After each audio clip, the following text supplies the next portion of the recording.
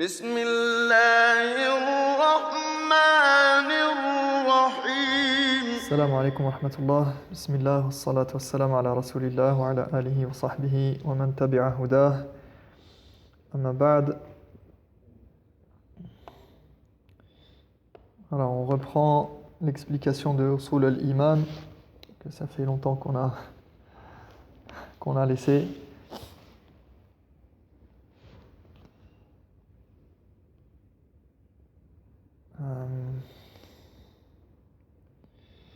Alors on était arrivé à l'avant-dernière partie. On était dans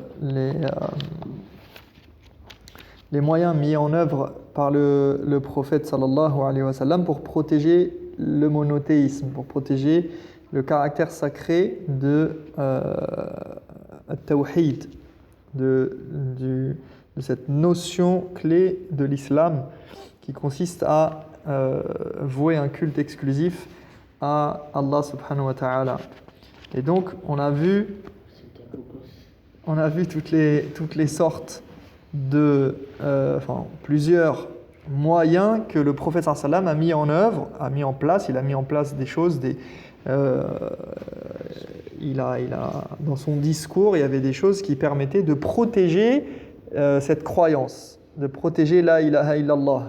Donc c'est pas simplement le fait de dire la ilaha illallah et ça y est, c'est bon, chacun rentre chez soi et on fait notre vie tranquillement. Certes, la ilaha illallah, ça implique des choses, mais dans le même temps, ça implique de ne pas faire certaines choses. Et en fait, tout est lié, mais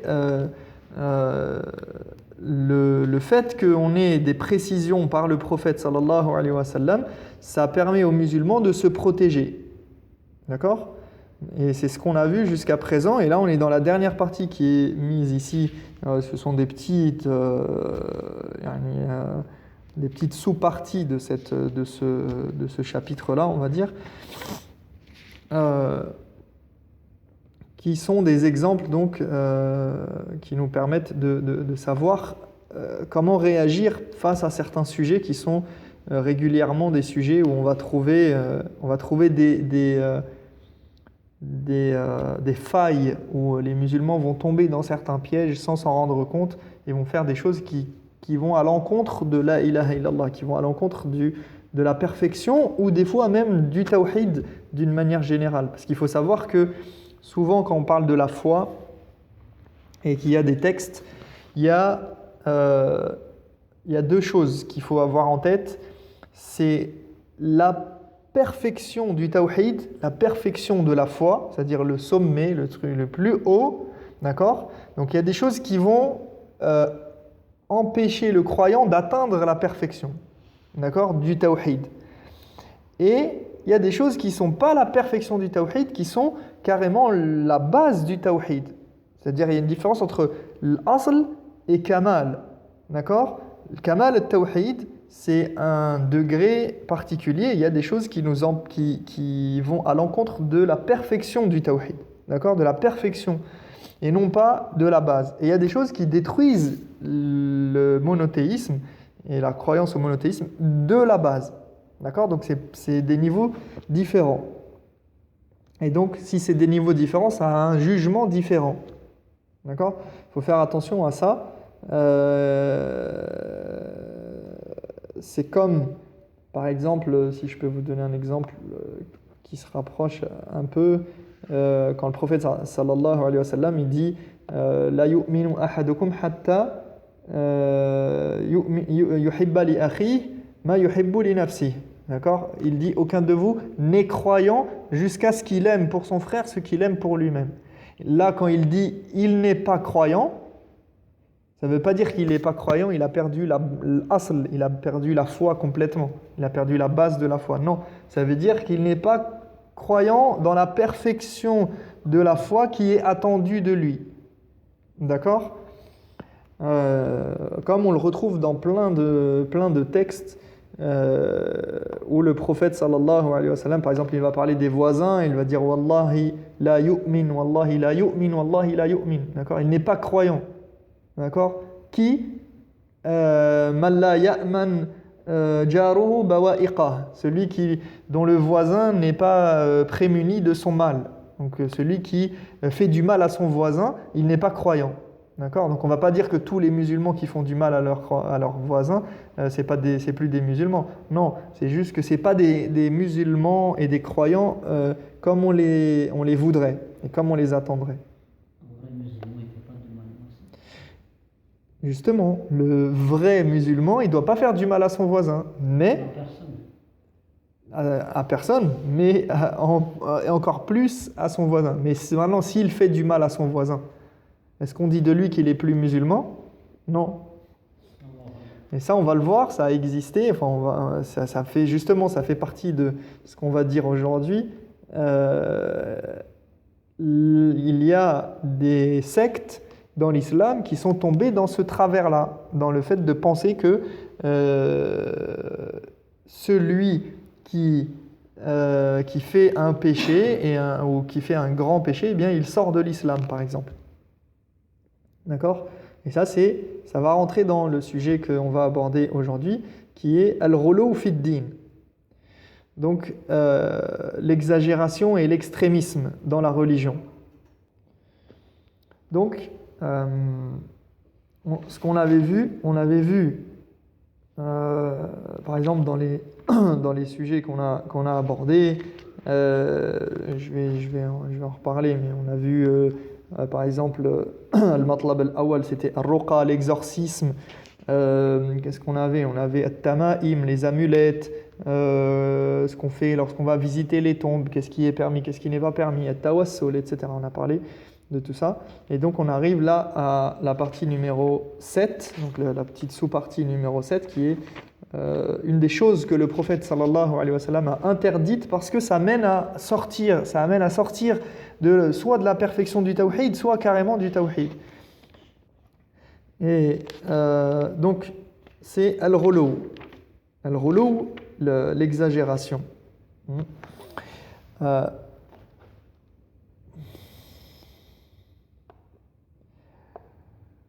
إذن المطلب السابع الغلو. تعريف الغلو.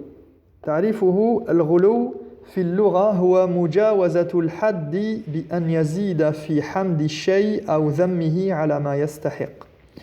On nous dit que l'exagération, donc ce terme qui est utilisé ici al-ghulu, en langue arabe, vient de l'idée de dépasser les bornes. Et notamment dans le fait de vanter les mérites ou de blâmer quelque chose au-delà de ce qu'elle mérite. D'accord? Au-delà de ce qui lui revient de droit. Donc, vanter quelqu'un ou le blâmer de manière excessive, entre autres. Mais l'idée générale, c'est dépasser les bornes, aller au-delà de ce qui est permis. إذن الغلو في اللغة مجاوزة الحد في أي شيء سواء في المدح أو في الذم أو في أي شيء. وفي الشرع هو مجاوزة حدود ما شرع الله لعباده سواء في العقيدة أو العبادة. Au niveau religieux, l'extrémisme, donc vous savez toujours, comme je le répète, hein, tout le temps, à chaque fois on le voit, c'est la même histoire, on définit les choses lughatan wa istilahan ou lughatan wa shar'an. Donc en langue arabe, qu'est-ce que ça veut dire le mot qu'on utilise? Vous ouvrez un dictionnaire, qu'est-ce que vous allez trouver comme définition de ce mot? Et après, ce qui est en général plus restreint, son emploi est plus restreint dans le contexte religieux. Donc dans le cadre religieux, ça veut dire quelque chose de spécifique, ou ça désigne quelque chose de plus particulier. Donc ici, on nous dit, au niveau religieux, l'extrémisme, c'est le fait de dépasser les limites imposées par la religion, qu'il s'agisse de la pensée ou de l'action. Donc de la croyance ou de l'adoration. La pensée, c'est la croyance, et l'action, l'adoration.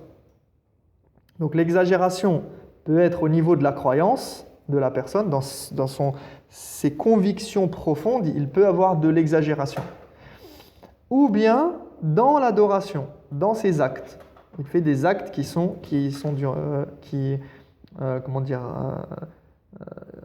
considérés comme exagérés, de l'exagération.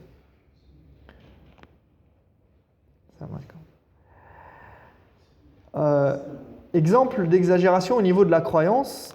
ما مثال الغلو في العقيدة مثلا أن يكون أمامك رجل أو شخص صالح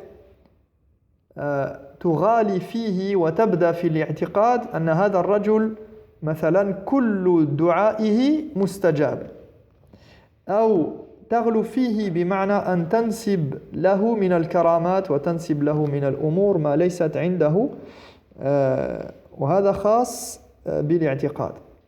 Par exemple, une des exagérations qu'il peut y avoir au niveau de la croyance, c'est quand tu vois quelqu'un de pieux, et ça arrive souvent, il y a des gens qui voient quelqu'un de pieux devant eux, ou qu'on estime être pieux, et que nous allons exagérer par rapport à son statut. Et tu crois par exemple que toutes ses invocations sont acceptées, que tu lui attribues des miracles, des capacités, des connaissances qu'il n'a pas en réalité. الاعتقاد في النبي صلى الله عليه وسلم فالنبي عليه الصلاة والسلام هو سيد الخلق وسيد ولد آدم وخير من وطئ الحصى بقدميه صلى الله عليه وسلم ولكن بعض الناس يضعه في مرتبة فوق مرتبة البشر فينسب له ما ليس له كما كان يقول مثلا البوصيري في يعني مدحه للنبي صلى الله عليه وسلم البردة.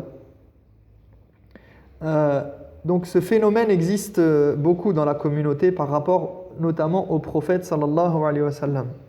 On sait qu'il est l'être le plus élevé de la création, le maître des hommes, comme il dit, ana sayyidu waladi Adam. Il est le meilleur homme à avoir foulé cette terre.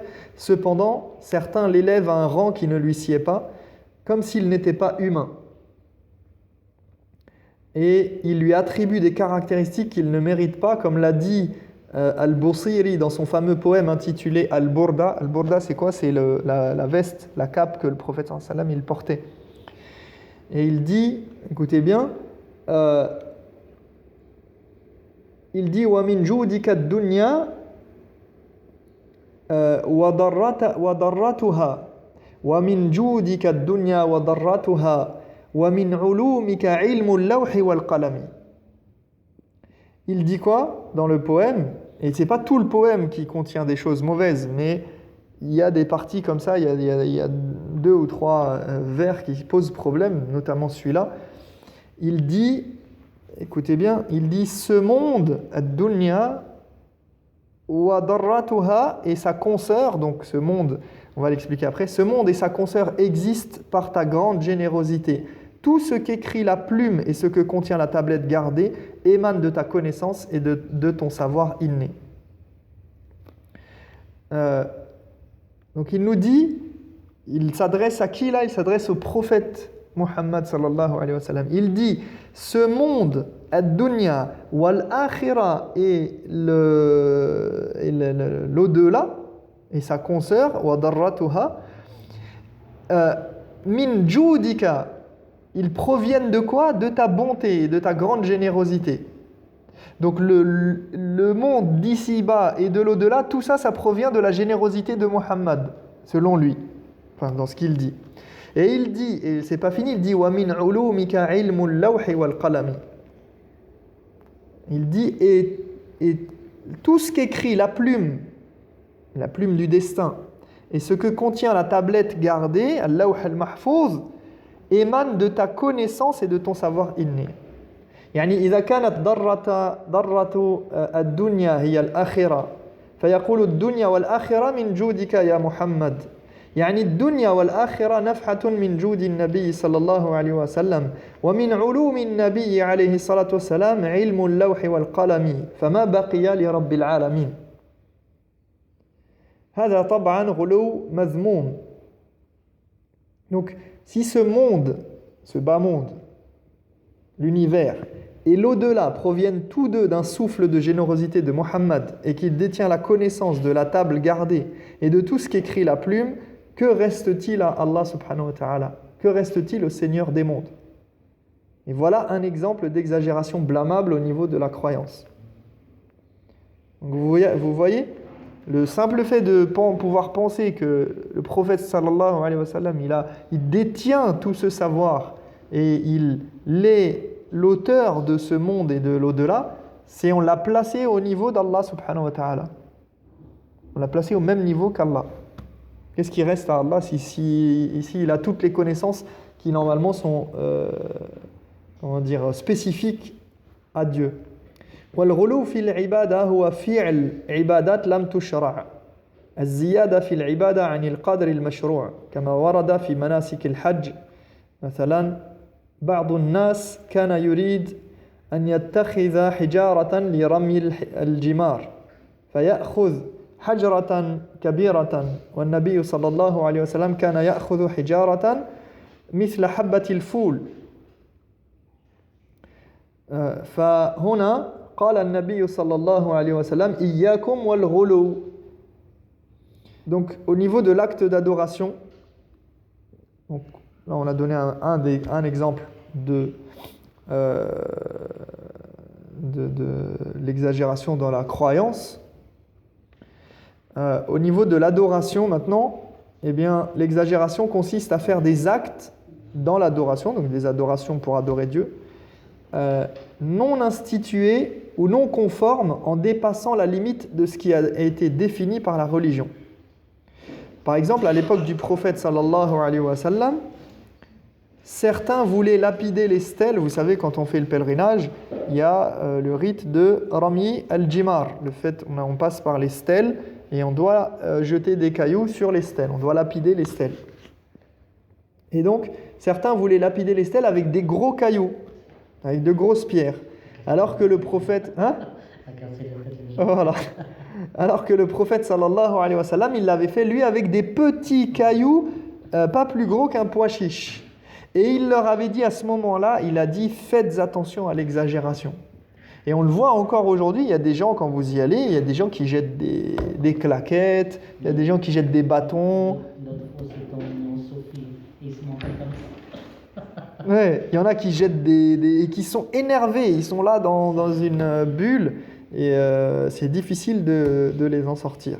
D'accord ? On rigole, mais malheureusement, ça fait du tort à la religion et ça fait du tort à la communauté.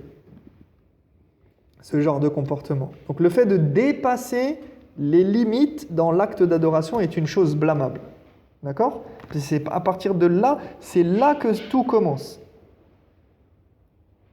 Et cette exagération-là, elle peut mener, des fois elle s'arrête juste à l'acte lui-même, et par exemple l'exagération dans une des adorations, eh bien elle peut faire simplement qu'elle touche que ta propre personne. Donc, par exemple, quelqu'un qui en ferait trop dans son adoration à certains moments, même en quantité, eh bien, peut-être à un moment donné, il va se faire du tort à lui-même parce qu'il va s'épuiser, il va négliger les droits des autres, etc. Peut-être, mais même déjà, ça va commencer par lui-même. Et il se peut que ça s'arrête à lui-même. Mais très souvent, l'exagération dans quelque chose, dans l'adoration ou dans la croyance, elle a des effets néfastes sur les autres et sur le rapport aux autres. Imaginons quelqu'un qui, je ne sais pas moi, comme je l'ai dit là maintenant, quelqu'un qui passe son temps dans l'adoration, dans la prière par exemple, et qui fait qu'il néglige, il va être fatigué. Imaginons quelqu'un qui dit j'ai prié toute la nuit, donc il est fatigué, il peut pas se lever, il peut pas aller au travail, il peut pas faire les choses du quotidien de sa journée qu'il devait faire. Ouais. Alors que personne ne lui a demandé de prier toute la nuit. D'accord ?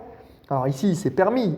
On ne parle pas du fait que c'est-à-dire c'est de voir les répercussions de cette exagération-là dans le quotidien. حكم الغلو حكمه طبعا ما حكم الغلو التحريم ونلاحظ يعني أن في كل مطلب هنا دائما يعني يذكرون الحكم وطبعا هو التحريم. Donc l'extrémisme et l'exagération, quel est son jugement ? On nous dit l'extrémisme est interdit. لما جاء من النصوص في النهي عنه والتحذير منه وبيان سوء عواقبه على أهله في العاجل والآجل قال الله تعالى يا أهل الكتاب لا تغلوا في دينكم ولا تقولوا على الله إلا الحق. Alors on nous dit que l'extrémisme est interdit sur la base de ce que l'on trouve dans les textes qui l'interdisent, mettant en garde contre ses conséquences pernicieuses tôt ou tard. Allah dit en effet, ô gens du livre, ne faites pas preuve d'excès dans votre religion et ne dites de Dieu que la vérité. Et donc ici, Allah s'adresse aux gens du livre, parce que justement, les gens du livre, ils sont allés dans l'exagération, c'est ce qui a fait qu'ils ont dévié du chemin de la vérité. وقال تعالى قل يا أهل الكتاب لا تغلوا في دينكم غير الحق ولا تتبعوا أهواء قوم قد ضلوا من قبل وأضلوا كثيرا وضلوا عن سواء السبيل. Dis-leur aux gens des Écritures, aux gens du livre, ne soyez pas excessifs dans votre religion au point de vous éloigner de la vérité. Ne cédez pas aux passions d'un peuple qui jadis s'est égaré, qui en a égaré bien d'autres à leur suite et qui a perdu la bonne direction. Et vous voyez, on a cette idée qui ressort le lien qui peut être fait entre l'exagération, enfin l'extrémisme, quelles sont les conséquences? C'est d'avoir perdu la bonne direction. D'accord? Celui qui est extrémiste, il s'égare. Il sort du chemin de la voie qui a été tracée par Allah subhanahu wa ta'ala. C'est pour ça qu'on dit Ihdina as-sirat al-mustaqim dans la salat tout le temps. Ihdina as-sirat al-mustaqim. Guide-nous sur le droit chemin pour que nous ne rentrions pas dans l'exagération. Nous ne soyons pas dans l'exagération à un moment ou à un autre. Et Allah d'ailleurs, subhanahu wa ta'ala, il dit et justement au milieu de Surat al-Baqarah, il dit وَكَذَلِكَ جَعَلْنَاكُمْ أُمَّةً وَسَطًا. جَعَلْنَاكُمْ أُمَّةً وَسَطًا. Au milieu de Surat al-Baqarah. D'accord? Nous avons fait de vous une communauté du juste milieu. Vous n'êtes pas dans l'exagération. Vous ne devez pas être dans l'exagération. Si vous voulez être dans le as-sirat al-mustaqim, c'est d'éviter d'être dans l'exagération. وعن ابن عباس رضي الله عنهما أن رسول الله صلى الله عليه وسلم قال إياكم والغلو فإنما هلك من كان قبلكم بالغلو في الدين. Selon Ibn Abbas radiyallahu anhuma, le prophète, le messager d'Allah sallallahu alayhi wa sallam a dit: attention à l'exagération, car ceux qui vous ont précédés ne se sont égarés qu'à cause de leur tendance à exagérer dans la religion. Donc, yakum wal ghulu, d'accord? Attention à l'exagération, attention à l'extrémisme, car c'est ce qui a fait perdre, qui a mené ceux qui étaient avant nous à leur perte. Il dit al-ghulu fi d-din, l'exagération dans la religion, dans leur pratique religieuse, dans leur manière de concevoir les choses. Et je disais tout à l'heure j'ai dit on va arriver, ça nous amène à ce qu'on va dire dans ce chapitre-là. Je disais qu'on a eu des gens qui ont justement dans la communauté qui souvent ceux qui ont fait des sectes, et pourquoi les sectes ont émergé quand on voit l'histoire de la communauté musulmane. Et très souvent, qu'est-ce qui fait une secte? C'est l'extrémisme et l'exagération et le fait de ne prendre qu'un aspect de la religion au détriment de tout le reste, de ne prendre que certains textes. Par exemple, j'avais dit tout à l'heure la yu'minu ahadukum, le prophète sallam, certains ils vont prendre tous les textes la yu'minu ahadukum, oh wallahi la yu'min, etc., où le prophète sallam fi hadhihi nusus nafal iman, et ils vont l'appliquer, où dans ces textes il a nié la foi de certaines catégories de personnes, et ils vont les appliquer directement sans aller chercher les autres textes qui disent que non, cette personne elle est croyante, elle rentre au paradis, etc. Donc comment on réunit entre une parole qui dit qu'il n'a pas la foi et une parole qui dit qu'il a la foi? Il faut savoir comment on fait le lien? Eh bien, certains, ils ont dit, non, ils n'ont pas la foi, et je suis tranquille. Ils ont pris un seul aspect des choses. Ils ont vu par le prisme un seul côté. D'accord? Et d'autres, ils vont faire l'inverse. Ils vont négliger ces choses-là. Ils vont dire, non, non, non, quoi que tu fasses, ça c'est le Murji'a. Donc on a les deux pans ici, on a le Khawarij et on a le Murji'a qui s'opposent dans l'Aqidah. On a ceux qui ont vu que à partir du moment où tu fais, qui ont insisté sur les textes de l'Wa'id, de la menace, ceux qui ont focalisé que sur les textes de la menace. Et il y a les autres, Al-Murji'a, qui ont focalisé que sur les textes de l'espoir et de la promesse du paradis, etc. Donc ils disent, fais ce que tu veux, de toute façon tu es croyant. Quoi que tu fasses, tu seras croyant. Donc on a et les deux, ils voient l'iman, ils voient la foi comme un seul bloc. C'est-à-dire, soit si tu l'as, c'est bon, quoi que tu fasses. Et au point que certains d'entre eux, des extrémistes, parmi les extrémistes, ils disent que le pire des musulmans, il a la foi de l'ange Gabriel, de Jibril. Parce que du moment qu'il a la foi, il a la foi.